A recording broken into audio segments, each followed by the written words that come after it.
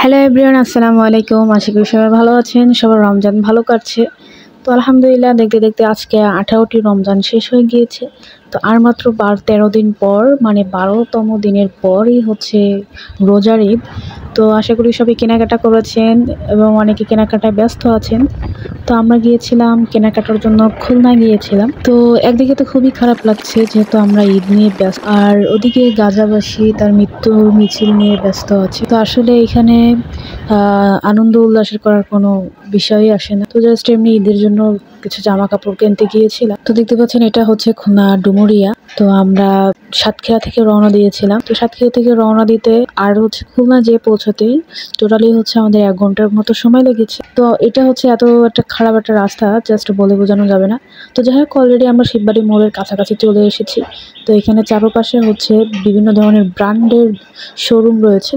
তো এটা হচ্ছে শিববাড়ির একদম মোড়। 5ই আগস্ট এখানে হচ্ছে খুব বড়সড় একটা আন্দোলন হয়েছিল। তো যাই হোক, এখানে কিন্তু রেল স্টেশন, খুলনার রেল স্টেশন, এবং এটা হচ্ছে শিববাড়ির মোড়। তো এখান থেকে আর কি আমরা বড় বাজারে গিয়েছিলাম। দেখতে পাচ্ছেন এখানে জুলাই আন্দোলনে খুলনা শহরের মানুষ সবাই এখানে আন্দোলনে যোগ দিয়েছিল। এটাই হচ্ছে সেই শিববাড়ির মোড়, যেটা হচ্ছে খুলনার প্রাণকেন্দ্র এবং কাঠামো যেটাকে বলা হয়, শিববাড়ির মোড়কে বলা হয়। তো এখানেই হচ্ছে আন্দোলনটা হয়েছিল, এখান থেকে অনেকে শহীদও হয়েছিল গাইস। এটাই হচ্ছে সেই শিববাড়ি। অলরেডি আমরা চলে এসেছি দোকানে। তো এইটা দেখতে পাচ্ছেন খুবই সুন্দর একটা এবং খুবই সফট একটা কাপড়। এই কাপড়টার গজ হচ্ছে 550 টাকা করে ছিল। তো এটা আমি নিয়ে নিয়েছি অলমোস্ট। এটা হচ্ছে দিয়ে গোল জামা বানাবো। এর জন্য আমি ফ্রক গোল জামা যেটাকে বলে সেটা আমি বানাবো। তো এর জন্য আমি এটা নিয়ে নিয়েছি। আমার জন্য 3 গজ 6 গিরা নিয়েছি। এটা হচ্ছে ছিট কাপড় কিনতেছিলাম বাসায় সবসময় পরার জন্য। দেখতে পাচ্ছেন বিভিন্ন ধরনের কালার দেখালো। আসলে কাপড়গুলো খুবই ভালো ছিল। এটা আমার পছন্দ হয়নি, তো এটা আমি রেখে দিয়েছি। এটাকে মুরব্বীদের খুব মানায়। এখানে তারা আমাকে অনেকগুলো কালার দেখিয়েছিল, তো আমার ভালো লাগেনি। আমি প্রথম যেটা দেখেছি ওইটাই ভালো লাগে। তো এটা হচ্ছে দোকান, এই দোকানে বসেছিলাম। অনেক খারাপ লাগছিল যেহেতু রমজান মাস রোজা রেখে আমরা সাতক্ষীরা থেকে খুলনায় গিয়েছিলাম শপিং করতে। এই দোকানের প্রোডাক্ট গুলো খুবই ভালো। তো এটা হচ্ছে বড় বাজার। আমরা হচ্ছে অনেক ক্লান্ত হয়ে গিয়েছিলাম যেহেতু সামনে ইফতার টাইম হয়ে গিয়েছে, তাই খাবার পানি কিনে এনে আমরা এখানে চলে আসছি। এটা হতো গাইস, এই জায়গাটা খুবই ভালো ছিল। এন্ড দেন এখানে হচ্ছে খুলনার মোস্ট পপুলার একটা জায়গা। এখান থেকে হচ্ছে খুলনার বিভিন্ন জায়গায় কাপড় বলেন, বিভিন্ন ধরনের প্রোডাক্ট সাপ্লাই হয়। তো গাইস, আমি দাঁড়িয়ে দাঁড়িয়ে দেখছিলাম কত সুন্দর একটা শহর। রাতের শহর মানে অনেক চমৎকার একটি শহর। এখান থেকে যেহেতু সব কেনাকাটা হয়, এটাই হচ্ছে খুলনার ভিতরে সব থেকে একটা বড় বাজার, মার্কেট বলেন।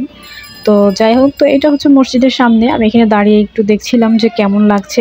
তো সামনে একটা মন পুরা শুট ছিল। এখানে প্রোডাক্টগুলো খুবই ভালো। তো রাস্তার দুই ধারে হচ্ছে মানুষ কেনাকাটা করছিল কিছুটা, ফুটপাতে যারা বিক্রি করেন তারা। তো গাইস, এটা হচ্ছে সেই আমি যেখানে মসজিদে নামাজ পড়তে গিয়েছিলাম, সেই মসজিদ মানে মহিলাদের মসজিদ। তো মসজিদের সামনেই হচ্ছে এটা। তো আমি হচ্ছে থাই গ্লাসটা খোলা ছিল, থাই গ্লাসটা খোলার কারণে আমি দেখছিলাম যে এখানে খুব চমৎকার লাগছিল। আর ওই পাশে থেকে দেখা যাচ্ছিল সেই 22 তলা বিল্ডিং। তো গাইস, এখানে মহিলারা নামাজ আদায় করছে দেখতে পাচ্ছেন। এখানে আমার নামাজ আদায় হয়ে গিয়েছে, তাই আমি এখানে বসেছিলাম। তো আমার জায়গায় একজন অন্য কেউ এসে নামাজ আদায় করছে। তো আমি এখানে একটু বসে রিল্যাক্স করছিলাম যেহেতু ইফতারের পর শরীরটা খুবই টাইট লাগে। তো গাইস, এটা হচ্ছে ইফতারে কি দিয়েছিল দেখুন, আলহামদুলিল্লাহ।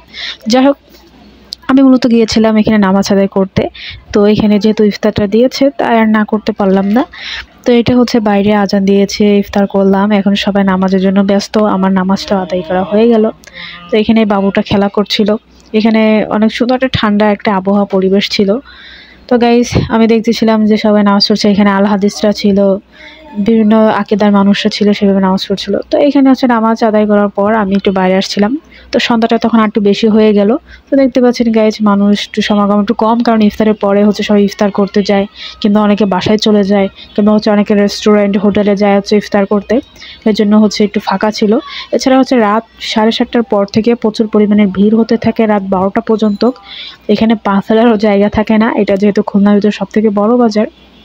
তো এখানে আমি দেখছিলাম যে এখানে কেমন লাগছে প্রাকৃতিক পরিবেশটা। অত্যন্ত চমৎকার লাগছিল। আকাশে মেঘলা মেঘলা ছিল।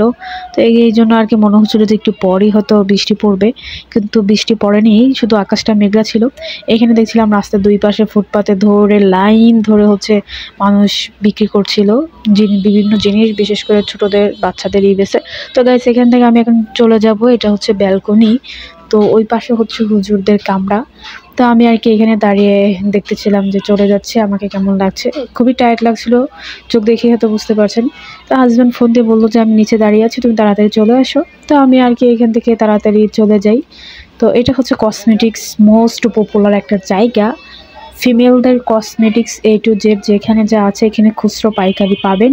তো এই দোকানে আসছিলাম আমরা প্রোডাক্ট কিনতে গাইস। একটা প্রোডাক্টের দাম যে এত যে মাথা ঘুরায় যাবে একদম। তো গাইস যাই হোক কেনাকাটা করে আমরা অলরেডি রওনা দিয়েছি। এটা হচ্ছে শিববাড়ির মোড়। আমরা এখান থেকে বেরিয়ে গিয়েছি। আমরা মূলত যাব সিগন্যালে যেয়ে কিছু কেনাকাটা করব, এর জন্য আমরা এখান থেকে তাড়াহুড়া করে রওনা দিয়েছি। তো হাজব্যান্ড বলছিল যে আসলে তার খুব কষ্ট হচ্ছে, খুব টায়ার্ড ফিল করছে, কারণ সারাক্ষণ জার্নি করে এসে যেতে যেতে 2 ঘন্টা 2.5 ঘন্টা ধরে জার্নি করে আবার মার্কেট করে, তো আসলে অনেকটা খারাপ লাগার কথাই। তাড়াতাড়ি করে চলে যাচ্ছিল। তো যেতে যেতে আমরা সিগন্যালে মার্কেট করব, এরপর হচ্ছে একটু রয়্যাল এনফিল্ডে যাবেন, সে যে একটু বাইক দেখে আসবেন, বাইকের প্রাইস কেমন সে সম্পর্কে জেনে আসবেন।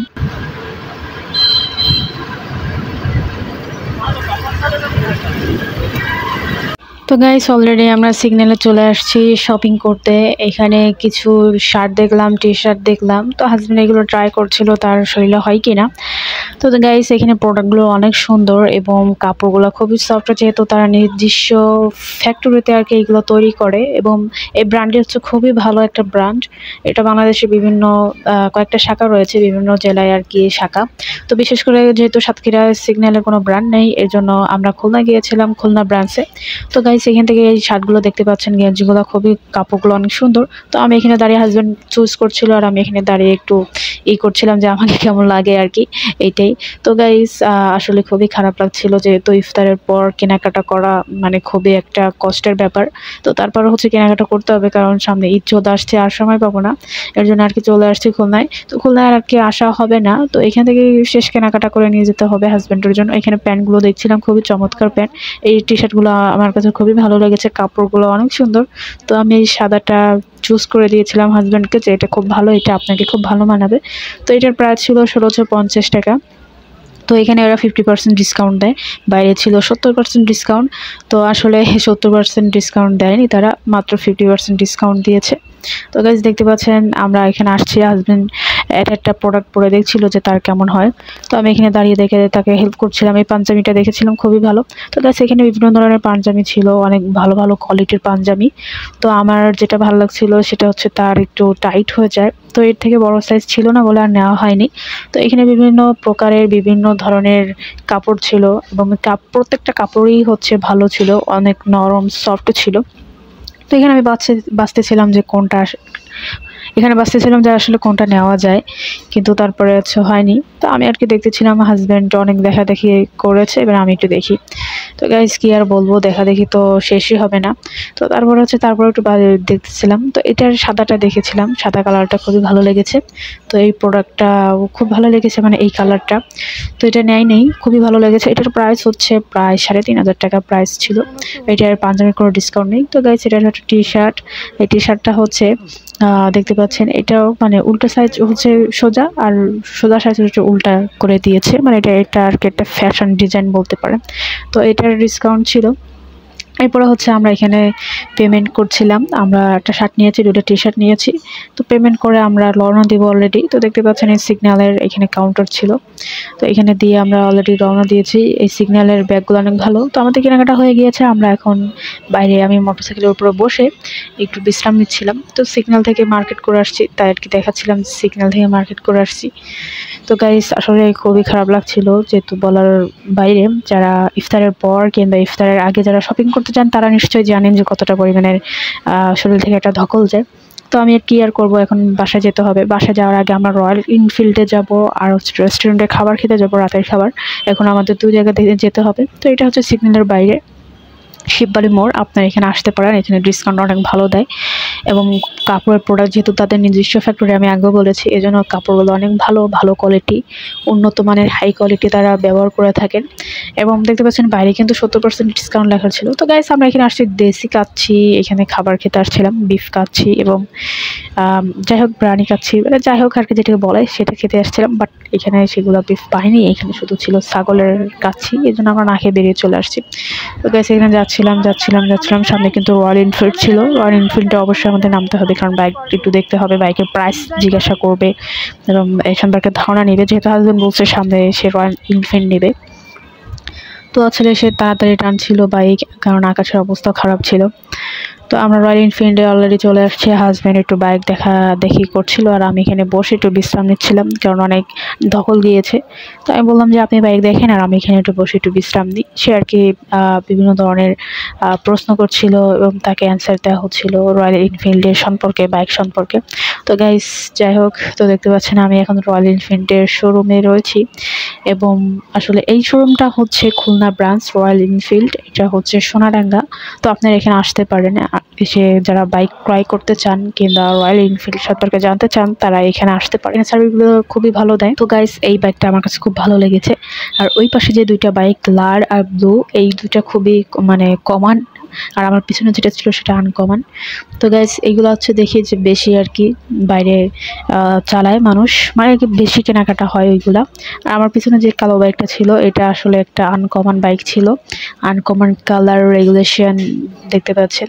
তো যাই হোক, আমি এখানে দাঁড়িয়েছিলাম, পোস্ট নিচ্ছিলাম। আর এটা হচ্ছে রয়্যাল এনফিল্ডের শোরুম, খুলনা ব্রাঞ্চের। এটা রয়্যাল এনফিল্ড, সেটা হচ্ছে বাইরে থেকে দেখছিলাম শোরুম তাদের এখানে সার্ভিসগুলো অনেক ভালো, ব্যবহার অনেক ভালো। তো গাইস, এখন হচ্ছে আমাদের ইসে যাওয়ার পালা। এই যে অলমোস্ট চলে এসেছে আমরা জিরো পয়েন্ট। এখানে বিভিন্ন ধরনের খাবার আইটেম ছিল। এখানে দেখতে পাচ্ছেন বিভিন্ন ধরনের ভর্তা ছিল, চিংড়ি মাছ ছিল এবং সাথে মুরগির মাংস ছিল, আরও অনেক ধরনের আইটেম ছিল। আমরা সেটা না নিয়ে আমরা নিয়েছিলাম গরুর মাংস সাথে ভর্তা। তো অবশেষে আমরা ঠান্ডা পানি খেয়ে একটু খুবই ভালো লাগছিল। গাইস, আমি হচ্ছে একদম নতুন একজন ইউজার, তো এটা হচ্ছে আইসক্রিম। তো গাইস, এবার আসল কথা আসে, আমি নতুন একজন ইউজার, ইউটিউব কন্টেন্ট ক্রিয়েটরের চেষ্টা করছি। তো আমি আপনাদের সহযোগিতা পেলে আমি অবশ্যই ইনশাল্লাহ আরও ভালো করার চেষ্টা করব। আপনাদের উৎসাহ পেলে আমি আরও ভালো করার আগামীতে চেষ্টা করব। তো সবাই প্লিজ লাইক, কমেন্ট, সাবস্ক্রাইব করে পাশে থাকবেন এবং বেশি বেশি করে শেয়ার করবেন এবং সাবস্ক্রাইব করবেন। তো গাইজ, সবাই ভালো থাকবেন, সবার রমজান ভালো কাটুক। মাহে রমজান যেহেতু শেষের দিকে, তাই বেশি বেশি করে ইবাদত করার চেষ্টা করবেন এবং আল্লাহ তাআলার সন্তুষ্টি অর্জন করার চেষ্টা করবেন। আর বেশি বেশি করে কোরআন তেলাওয়াত করবেন, যাতে আল্লাহ তাআলার বরকত কোরআন থেকে আপনার জীবনে চলে আসে। কোরআন অনুযায়ী জীবন গড়ার চেষ্টা করবেন। সবাই ভালো থাকুন, আল্লাহ হাফেজ। আমার জন্য দোয়া করবেন। আসসালামু আলাইকুম ওয়া রাহমাতুল্লাহি।